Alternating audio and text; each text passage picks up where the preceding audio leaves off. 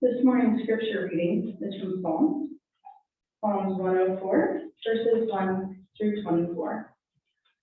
And it's a psalm of praise to God the Creator. Bless the Lord, O my soul. O God, my God, you are very great. You are clothed with honor and majesty, wrapped in white as with a garment. You stretch out the heavens like a tent. You set the beams of your chambers on the waters, and you make the clouds your chariot. You ride on the wings of the wind, and you make the winds your messengers, fire and flame your ministers.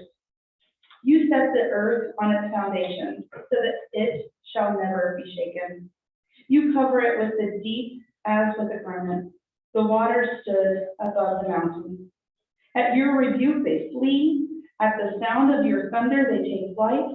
They rose up to the mountain. They ran down to the valley, to the place that you appointed for them. You set a boundary that they may not pass, so that they might not again cover the earth. You make springs gush forth in the valley. They flow between the hills, giving drink to every wild animal. The wild donkeys quench their thirst. By the streams, the birds of the air have their habitation.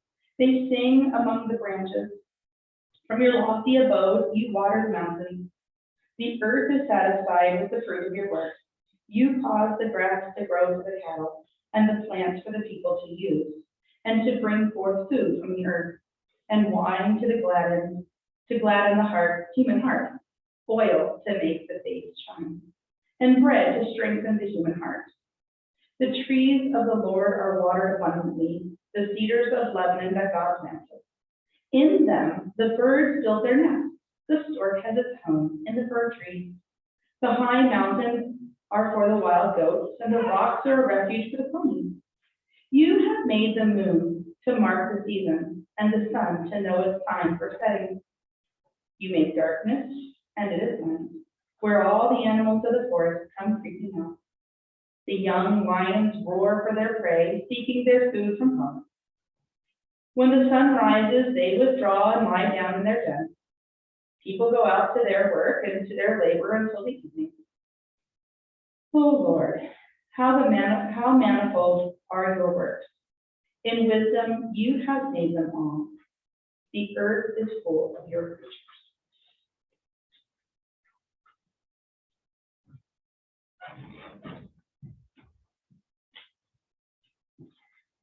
In this season of Eastertide, the worship committee decided to spend a few weeks thinking about what it means to live as people of hope. How to find hope in times of chaos, and how to look for signs of the resurrection all around us. On this first Sunday of Easter, we are spending our service thinking about creation care. How to find some glimmers of hope in the midst of creation and chaos. And in part because it was Earth Day on Friday, and so it feels like a good time to take some intentional space and give thanks for the planet we live on. And a way that I have found hope in the midst of climate chaos is to sink into the land and place that I am in. And so this morning I invited 4 people to share about the place they love and how that leads them to care of creation or to hope. I invited them to reflect on the psalm that we just heard and the quote that's actually the reflection quote on the top of the bulletin. We won't save places we don't love. We can't love places we don't know. And we don't know places we haven't learned. By Baba Dayum.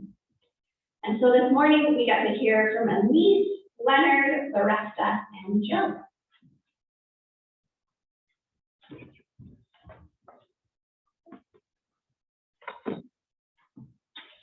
Thank you, Christy. Yes, there are many places that I find hope in nature, but there is one that stood out to me. That is the area around my grandparents' house. Animals and people live together there.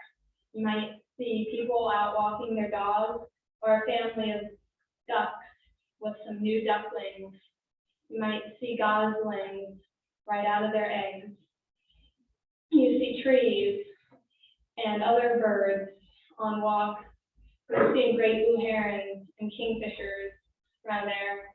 There's a mergansers pair that is currently there. Nature exists where we let it. We don't have to give it much, but if we give it some, it'll come to where we need it. We need nature where humans are, and we can get it. Nature is resilient. It will come to the places we want it to be. It will come back. It can if we let it. We need to learn how to let it. Give some water so water birds can inhabit the area. Give some food for the larger wild animals, and we'll see nature in its full glory again here right in the city. We will see the importance of nature. People love to see nature in its glory. In that area, I've seen a kingfisher catch a fish, a great blue heron fishing many times, ducklings playing in ponds, goslings growing up. It is fun to watch nature grow. And if we give it a chance, we can. We just have it to give it a chance. It is resilient. It will stay where we need it. We love nature. It shows us how we can live, how we can be. And like the quote said, we can't love places we don't know. So this is one place I had never known before. And it's not a common place, it's not a place we often think of, but it is a place where nature is. And some of it's the glory I've seen there, some things I haven't seen anywhere else. Some of the pictures on my slideshow, actually a lot of them are from there.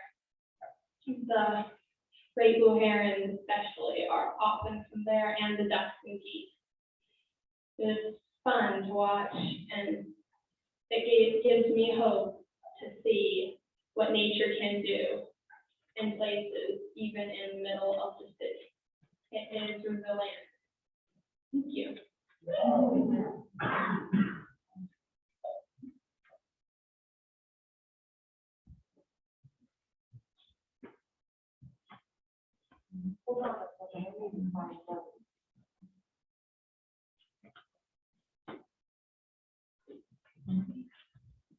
Thanks, Denise.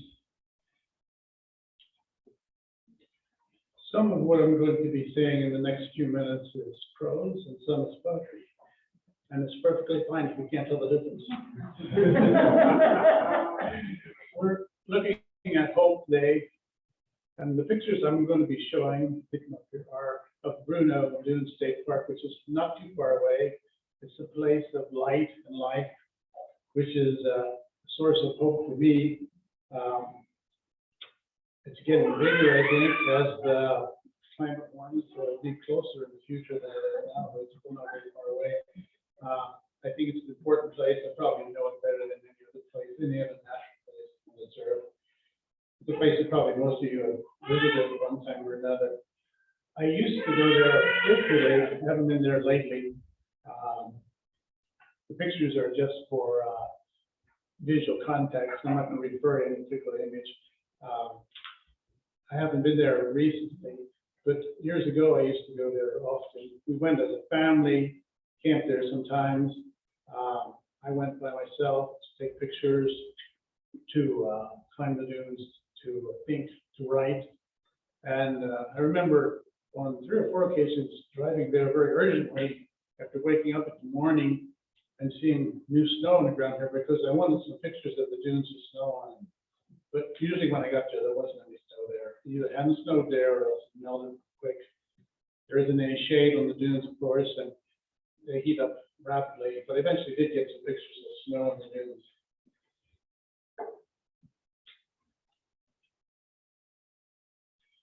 I grew up in the east where there's a lot more rainfall, so any barren area is soon covered with vegetation. But out in the west here, where there's a lot less rainfall in most places, and where the geography is much more dramatic, I think. You can actually see the fingerprints of the Creator on the earth. And I think Bruno is one of those places. You can see the breath of God blowing the sand around. It's a beautiful place. Although from a distance or from someone who doesn't know it very well, it may seem like a barren, hostile environment. I'm going to read a few sentences from a report I wrote about Bruno for a nonfiction writing class at Boise State University 27 years ago. And I wrote this when I was at Bruno, observing what was going on there. The day is waking up. The light on the horizon turns from a cold blue to a warmer pale yellow. It begins to reflect off the lake, and the silhouettes of swimming ducks are sharply defined in this newborn light of morning. A narrow strip of dark clouds has formed just above the eastern horizon. The approaching sunrise has tinted the bottom edge of the clouds of pale. Overhead, all but 2 or 3 of the brightest stars have crawled behind blankets of light to hide until darkness returns. On the security of the lake, ducks and geese spend the night. They awaken slowly, and the sounds of their sleepy chatter carry far across the water. A few, thinking of breakfast, head nearer the shore. A coot is already there, busily speaking from one place to another, as if delivering urgent messages. In the distance above the dunes, a flock of crows headed for work discuss the scheduled events of the day. When you think of light, you also have to think of darkness too. And I remember in the late 1960s, I toured Carlsbad Caverns. At that time, there was a guide taking groups of people through and giving lectures at certain places throughout the caverns. Now I think it's a self-guided tour. So what happened then wouldn't happen now. But at one point in the deepest part of the cavern, he had everybody stand still and he turned the lights off, all of them, and left them off for a while. So our eyes could adjust to the dark, which of course they couldn't do because there was nothing there you could see. Even my young eyes, then I was, I guess, still a teenager, I couldn't see anything. And that was a reminder to me of how dark it can get. And then I also have to think of the Egyptians when they had the plague of darkness, which was darkness that was so thick you could feel it. I don't know what that'd be like, but it'd be pretty scary, I think. But light for me is not more hopeful than darkness. Even the darkness of night, when you see pinpoints of stars and the moon, you know that the light's coming and that's in the morning. And now a few more lines about light and about being grateful. Thank you, God, for the light you have given us from the beginning of the creation until today. Thank you for putting the darkness in its place, for separating the light from the darkness, for seeing that the light was good, for seeing that there is a place for light and dark. Thank you for the light you are giving us, for the light that illuminates our path today. Thank you for daytime and for nighttime. Thank you for the creatures that inhabit both, for guiding us through the darkness to the light. Thank you for the light we get from others. Thank you for the light you will give us as your creation continues in this world. Thank you for the light that helps us understand that the light, but also darkness. The light that will brighten the lives of our children. The light that will continue to guide us. Thank you for the light that brings hope to all life on earth. Also remember that the speed of light is 186,000 miles per second, right? I think that may say something about how important it is.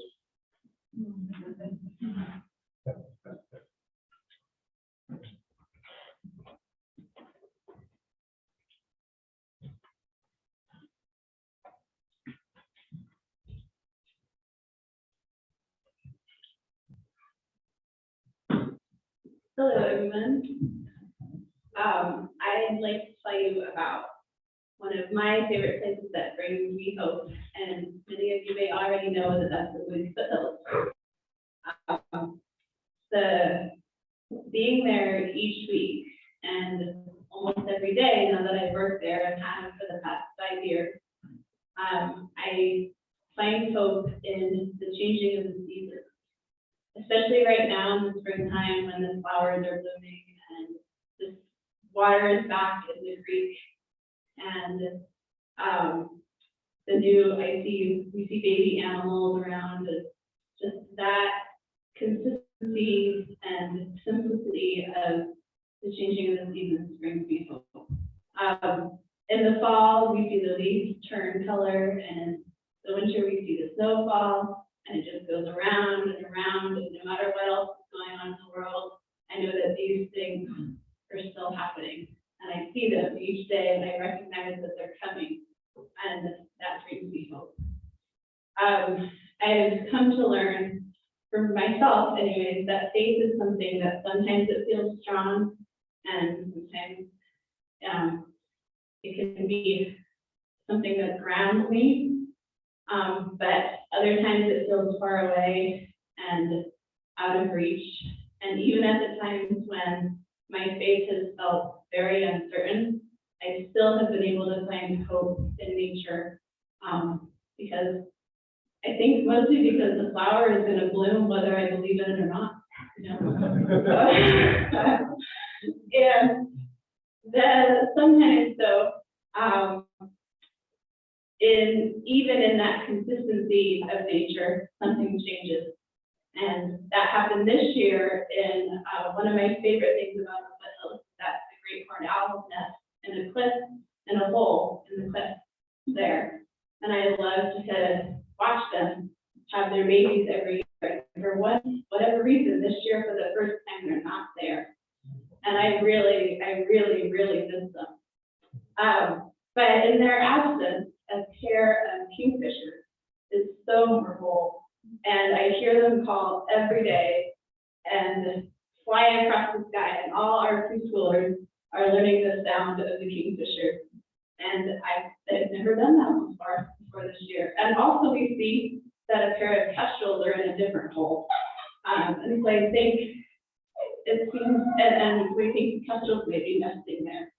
And so I think that that's another thing that gives me hope about nature, because when something is gone, another creature takes its place. And we see new things, we find new life there when something else is gone. And I feel like that connection and that cycle is very helpful. And lastly, I wanted to just mention the reason that I picked the Boise Foothills out of all of the places is that because that is the place that I know the best. And I think that really helps me understand the nature that's there. I know when the creek is going to fill up and when it dries out. I know that the bitter brush is the first thing that blooms, and the arrowleaf balsam root is the first thing that blooms in the spring, and then the rabbit brush is the first thing. That is the last thing to bloom in the late summer. I am recognizing the different plants that are there, the different animals. I'm going to recognize the sounds of the birds. And as Christy said in her sermon last week, her Easter sermon so eloquently, I can call them by name. And I feel like that's so important. So because I can call them by name, I'm able to see so much more hope that way. And I think we can see the hope in nature anywhere, but I see it the most there. I see it everywhere there because I know it so well. Thank you.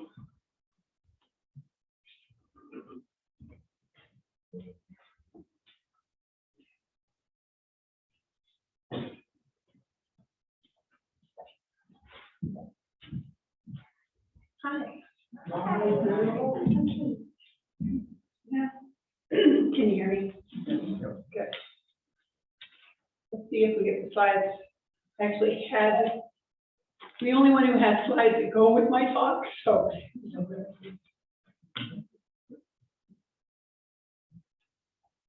And you'll get to see my home in Wisconsin. So.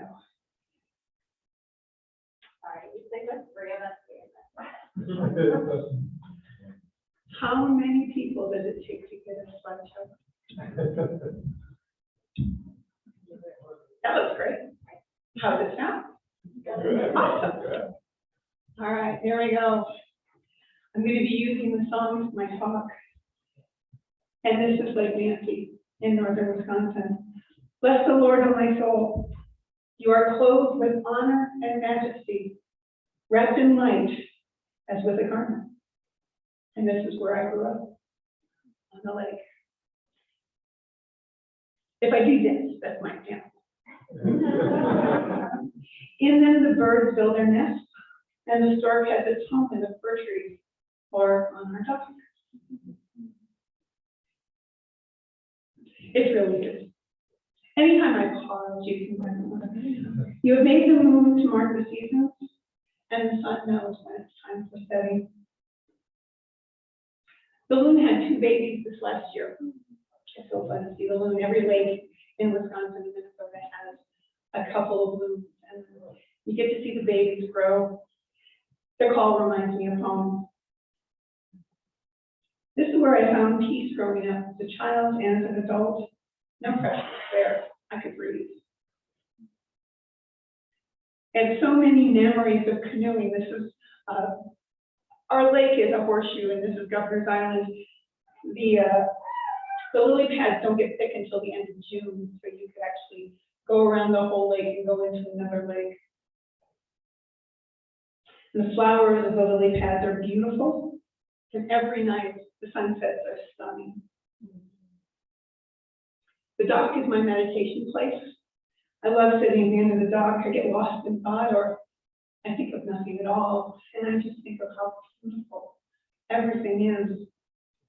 Pastor Christie shared this quote: "We don't say places we don't love." Obviously, this is a place I love. We can't love places we don't know, and we don't know places we haven't learned. The lake is my happy place, and I try to bring it into my daily meditation in my own home. My house is never any place I learned how to relax. I was always really busy, working 50 to 60 hours a week, and whenever I got home, all I did was see the things that needed to be done. So I never really relaxed at home. I struggled with sleep and restoration at home, and I always needed to leave home to relax.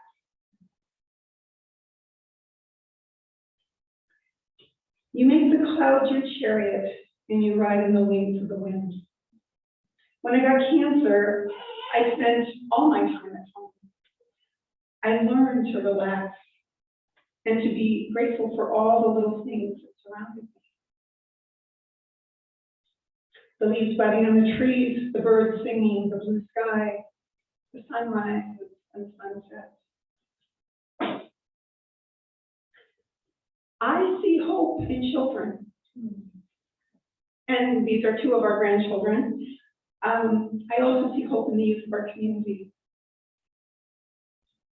in my family. This is what it means to live as people of hope. The children is where I find hope in times of chaos, and I look for signs of the resurrection in them. These are 2 of my grandsons and our nephew's daughter, Satori. I'm truly blessed with wonderful family and this wonderful community. You are where I find hope. And of course, I have a great husband. Thank you for being there for me. I appreciate you all.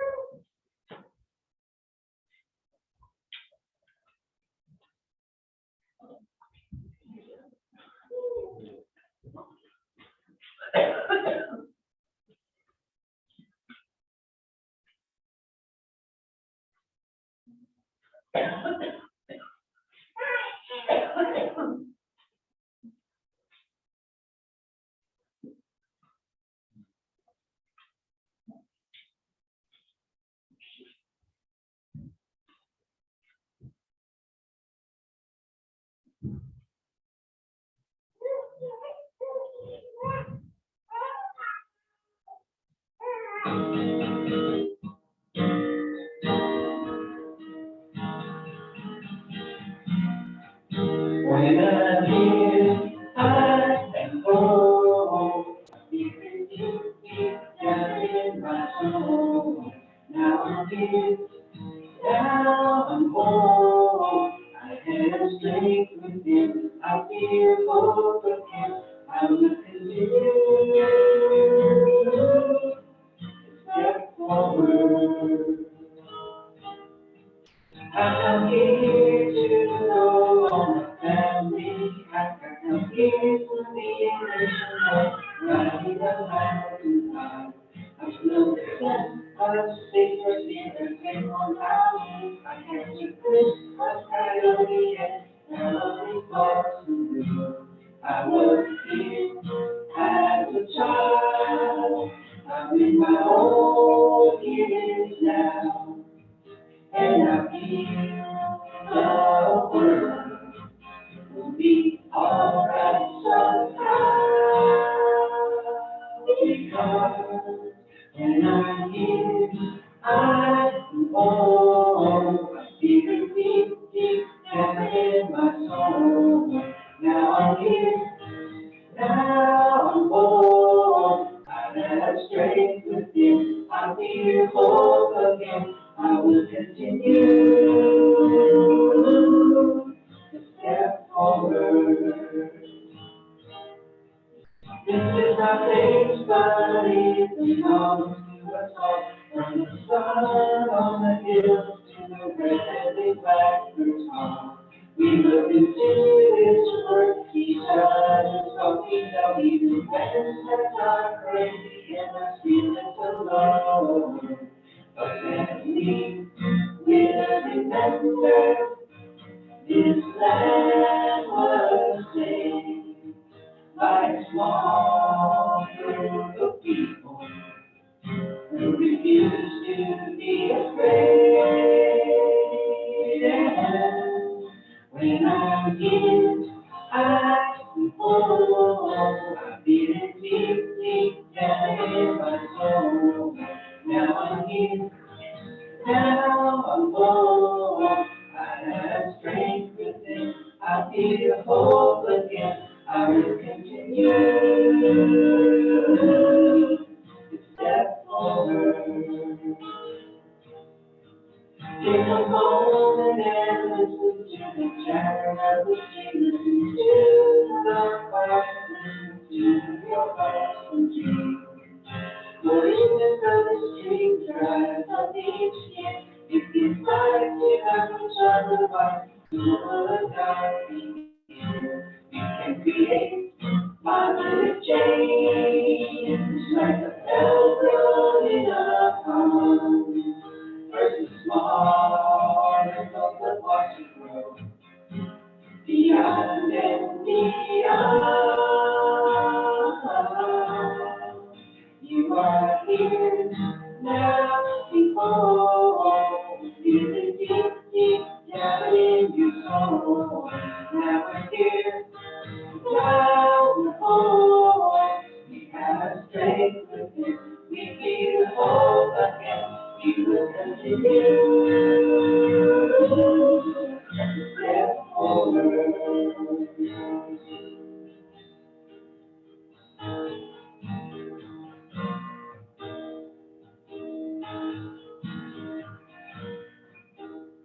The spirit of God is here, here in you, here in me, and as far as the eye can see.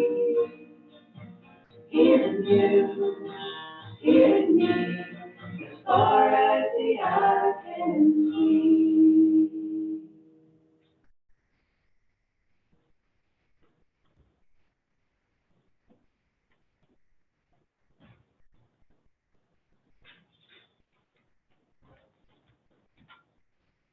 For a song of response, let's turn to 181.